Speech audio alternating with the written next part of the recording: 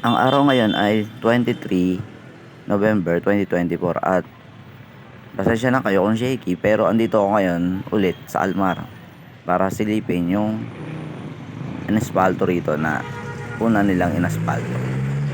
Ang gulo, no? Pero yun talaga eh. Ito yung una nilang inaspalto bago ang tala.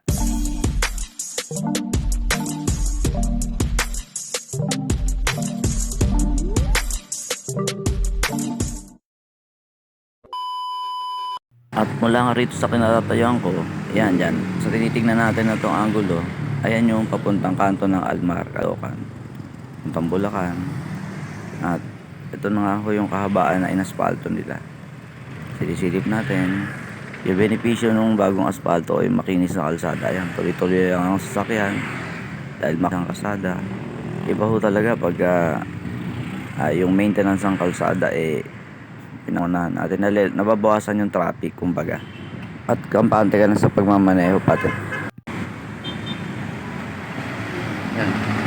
Hanggang dito sa Camarin Doctor Hospital, yung hangganan, yung asfalto rito.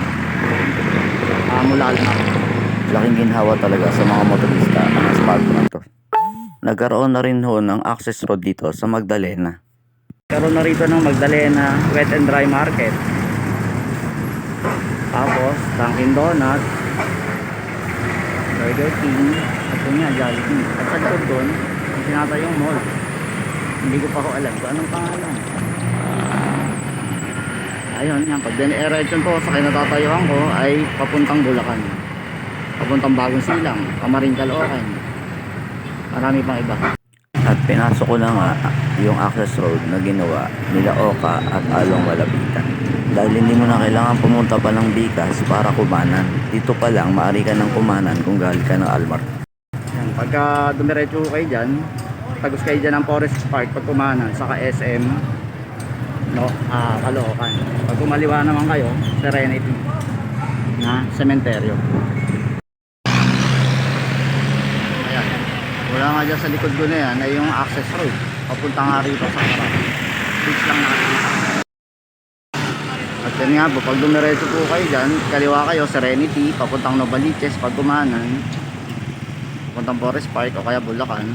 At pag pumasok kayo ng Saranay, SM Caloocan.